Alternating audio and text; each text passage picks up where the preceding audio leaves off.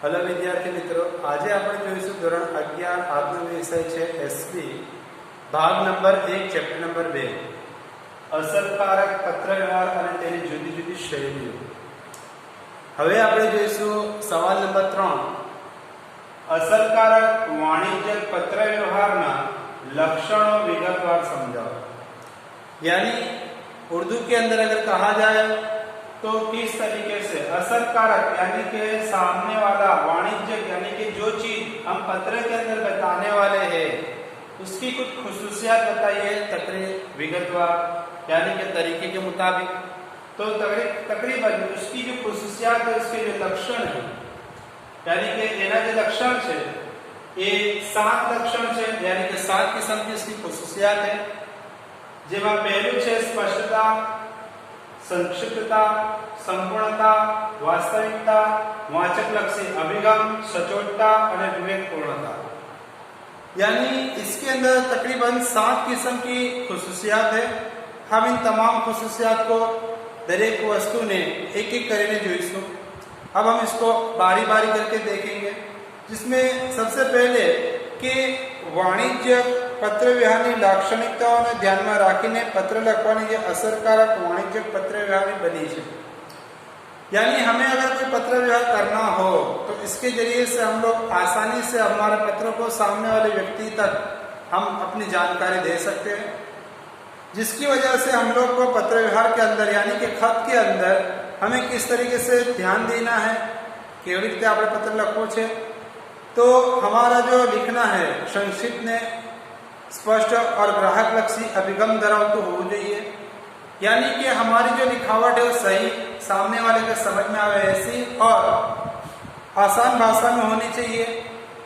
तो अब हम देखते हैं कि इसको ध्यान से એટલે કે કાળજીપૂર્વક આપણે એને જોઈએ કે એના જે 7 લક્ષણો છે તેની અંદર સૌથી પહેલા આપણે જોઈશું સ્પષ્ટતા। यानी स्पष्टता એટલે આપણે કહીશું સ્પષ્ટતા કે આપણે કઈ વસ્તુ તેમને કહેવા માંગીએ છીએ તેના વિશે, यानी हम कौन सी चीज उससे कहना चाहते हैं उसके बारे में हम लिखेंगे। तो सबसे पहले એટલે કે આપણે સૌથી પહેલા જોઈએ પત્રની માહિતી यानी कि खत की जानकारी स्पष्ट रीते समझाए तेवी शुद्ध भाषा में लखवी जोईए। यानी आसान शब्दों में लिखनी चाहिए, जेथी पत्र मेळवनारना मन में कोई गैरसमझ उभी ना थाय। यानी कि पढ़ने वाले इंसान के दिमाग में कोई समझदारी ना आए, ऐसा कोई काम ना हो। यानी इसको खत समझ में ना आए इस तरीके से हमें लिखना नहीं है, बल्कि आसान शब्दों में लिखना है ताकि सामने वाले को समझ में आ जाए। जिसके अंदर भी तकरीबन 2 किस्म हो सकती है। पहली चीज अस्पष्ट लखाण, यानी इसके अंदर क्या कहा अस्पष्ट, यानी हमने जो लिखा है जैसे कि एग्जांपल ले लो कि हमारा ત્યાંથી माल सामान खरीदनार ने 25% डिस्काउंट या तो वળતર આપવામાં આવશે। આ રીતે આપણે લખ્યું હોય तो कई रकम ની ઉપર 25% આપણને મળશે। 100 રૂપિયાની ઉપર 25%, 1000 રૂપિયાની ઉપર 25%, 500 રૂપિયાની ઉપર 25%। રકમ અહીં બતાવી નથી છતાં 25% ડિસ્કાउंट આપીએ तो आ वस्तु समझ में आती नहीं। यानी कि इसके अंदर कहा गया कि किसी भी चीज को खरीदो, माल सामान को अगर खरीदते हो तो 25% तुमको डिस्काउंट दिया जाएगा। तो कौन सी रकम के ऊपर डिस्काउंट मिल रहा है, कितनी रकम के ऊपर डिस्काउंट, ये खुलासा किया नहीं है। इसलिए इसको हम लोग क्या कहेंगे, सही से हमने इसको लिखा नहीं है। अब देखते हैं स्पष्ट लखाण, यानी कि कौन सी चीज से स्पष्ट बनता है यानी सामने वाले को। तो जैसे एग्जांपल ले लो कि हमने वहां पर लिखा है कि 1000 या तो फिर 10,000 का माल सामान खरीदने के ऊपर 25% यानी कि 25% आपको डिस्काउंट मिलेगा। એટલે કે અહીં કહેવામાં આવ્યું છે કે તમે 10,000 નો માલ ખરીદો તો તમને 25% ડિસ્કાઉન્ટ આપવામાં આવશે। તો સામેવાળા વ્યક્તિને સમજ પડશે કે 10,000 ના 25% माइनस करी આપણે તેની પછીની જે કિંમત છે તે 7,500 રૂપિયા એટલે કે 7,500 એને આપણે ચૂકવવા પડે છે। यानी इस तरीके से अगर हमारी जानकारी हो तो सामने वालों को ये चीज समझ में आएगी। उसके बाद दूसरा था इसका संक्षिप्तता। संक्षिप्त यानी हमें जो बात कहनी है वो बात शॉर्ट में होनी चाहिए, बहुत लंबी डिटेल में नहीं। लंबी ज्यादा बात करेंगे तो उसके समझ में आएगी नहीं। इसके लिए जैसे इसका एग्जाम्पल अगर हम लोग देख लेते हैं कि उसके अंदर भी असंक्षिप्त, यानी किस तरीके से, जैसे कि अभी मैंने स्टेशनरी की दुकान खोली है, એટલે કે મેં અગર ચોપડાની દુકાન ખોલી હોય, સ્ટેશનરીની દુકાન ખોલી હોય અને હું એમ કહું કે મારી દુકાનની ઉપર ચોપડીઓ, ચિત્રપોથી, કાગળો, નોટબુક, પેન્સિલ, રબર, ચોક, કંપાસ બોક્સ, રંગ, આ દરેક વસ્તુઓ મળે છે। यानी इस तरीके से अगर हम लोग कहेंगे कि मेरी दुकान के ऊपर पेंसिल, रबर, रंग, कलर, कागज, चित्रपोथी, प्रयोग पोथी, किताबें, ये सारी चीजें मिलती थी, डिटेल में हो गया, सामने वाले को समझ में कुछ नहीं आएगा। अगर हम लोग ऐसा उसको सीधी सीधी भाषा में कह दे कि हमारी स्टेशनरी की जो दुकान है उसके अंदर हर किस्म की स्टेशनरी आपको मिल सकती है। तो स्टेशनरी में सारी चीजें मौजूद होती है, એટલે કે આપણે સ્ટેશનરીની સીધી વાત કરી નાખીએ કે સ્ટેશનરીની દુકાનની અંદર દરેક વસ્તુ તમને મળી જશે, સામેવાળો વ્યક્તિ તમને સમજી જશે। उसके बाद તેના પછી સંપૂર્ણતા કોને કહેવાય? તો પત્રની વિગતો સંપૂર્ણ હોવી જોઈએ। संपूर्ण यानी कि पूरेपूरी, अधूरी नहीं। जो बात हम उससे कहना चाहते हो पूरेपूरी होनी चाहिए, अधूरी होनी चाहिए नहीं। और उसको विगतवार पत्र के अंदर बताना, यानी कि पत्र हासिल करने वाला, पत्र मेळवनाરના મનમાં કોઈ પણ ઊભી, यानी कि अगर कोई इसके दिमाग में कोई ऐसा सोच खड़ी हो गई कि આવો વિચાર એના મગજમાં આવી ગયો કે યાર શું કહેવા માંગે, સમજમાં કઈ આવતું જ નથી, તો એના માટે આપણે परेशानी उठावी पड़શે, हमें तकलीफ होगी। तो ऐसे संजोग के आवा संजोगों के अंदर फरी આપણે पत्र व्यवहार करવો પડે છે।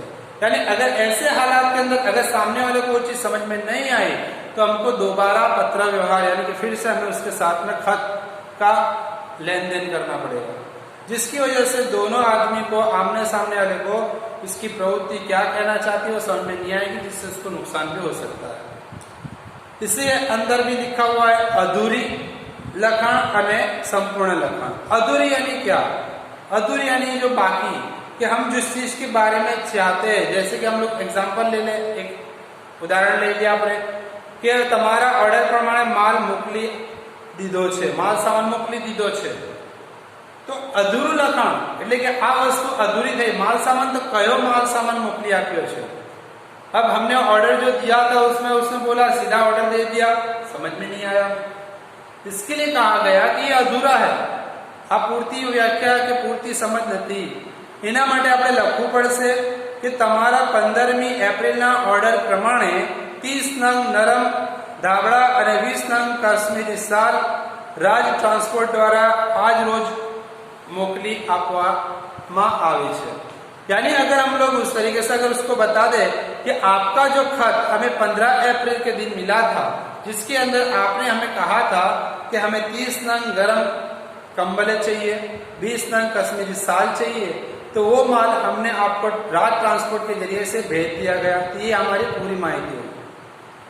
उसके बाद चौथे नंबर पर हम लोग को बताया वास्तविकता, हकीकत। तो हकीकत के अंदर क्या बताया कि हम जो भी खत के अंदर, એટલે કે અહીં આપણે કીધું છે કે પત્રનું લખાણ વાસ્તવિક હોવું જોઈએ। વાસ્તવિક यानी કે સાચું, જે ખોટું નહીં, સાચું લખેલું હોવું જોઈએ અને તેના શબ્દોની પસંદગી એવી કરવી જોઈએ જેથી પત્ર મેળવનાર મનપસંદ તેના માનસપટ ઉપર કોઈ બીજો अर्थ કે તેની કોઈ ગૂંચવણ ઊભી ન થતી હોય। यानी हमें पत्र के अंदर ऐसे अल्फाज का इस्तेमाल करना चाहिए जिससे सामने वाला इंसान आसानी से समझ जाए, उसके दिमाग में दूसरे कोई सवाल खड़े ना हो। जिसके अंदर भी दो चीज बताई, अवास्तविक लखाण। अवास्तविक के अंदर भी हम लोग को बताया है તમે કેટલી ખુરશીઓ ખરીદવા માંગીએ છીએ, અમે કેટલી ખુરશીઓ ખરીદવા માંગીએ છીએ। अगर हमने इस तरीके से ऑर्डर दिया तो सामने वालों को क्या समझ में आएगा? हमने लिखा यहाँ पर कि हम केटलिक यानी कि कुछ कुर्सियां खरीदना चाहते हैं, ऑर्डर दे रहे हैं हम लोग, लेकिन कितनी कुर्सियां खरीदना उसके बारे में हमने जिक्र ही नहीं किया, हमने बताया ही नहीं है कि हमें 5 नंग 10 नंग इतनी कुर्सी चाहिए। अगर वास्तविक लखाण, अगर हकीकत में अगर हम लोग इस तरीके से लिख दे कि 30 नंग 8 नंबर वाली स्टील की कुर्सियां खरीदना चाहते हैं, એટલે કે 30 નંગ 8 નંબર વાળી સ્ટીલની ખુરશીઓ ખરીદવા માંગીએ છીએ. આવી રીતે જો આપણે લખીએ તો સામેવાળો વ્યક્તિને સમજ પડે કે 8 નંબરની 30 ખુરશીઓ જોઈએ છે. उसके बाद તેના પછી 5મા નંબરની ઉપર છે વાચકલક્ષી અભિગમ.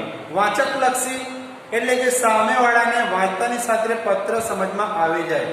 એટલે આપણા પત્રની અંદર જે પણ લખાણ હોય, શબ્દ હોય, તેની પસંદગી પત્ર મેળવનારના ગ્રાહકના હોદ્દા, તેના મોભા, દરજ્જા, જરૂરિયાત, સમજ અને અનુભવ હોવો જોઈએ, જેથી ગ્રાહકના વલણ અને અભિગમને આપણે મહત્વ આપી શકીએ.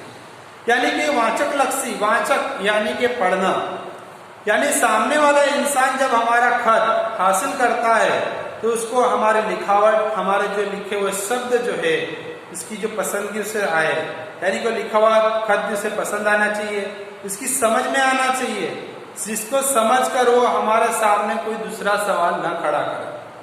उसके अंदर भी 2 चीजें बताई है, स्वलक्षी अभिगम और वाचक लक्षी अभिगम. स्वलक्षी किसे कहा? स्वलक्षी અમારા ધંધાના વિકાસ અને નફા માટે વડોદરામાં નવી શાખા ખોલી રહ્યા છે, ये स्वलक्षी हुआ हमारा माटे.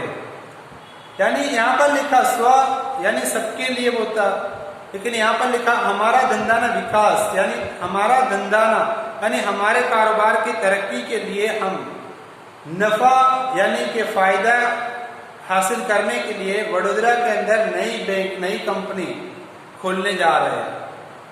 अब वाचक लक्षी अभिगम के यानी कि अगर इसको सही तरीके में अगर लिखना चाहिए तो किस तरीके से लिखना चाहिए, तो हमें इस तरीके से बताना चाहिए. जैसे गुजराती में बता रहा हूं, તમારા જેવા કાયમી ગ્રાહકોની સગવડ માટે આપના શહેર વડોદરામાં નવી શાખા ખોલી રહ્યા છે.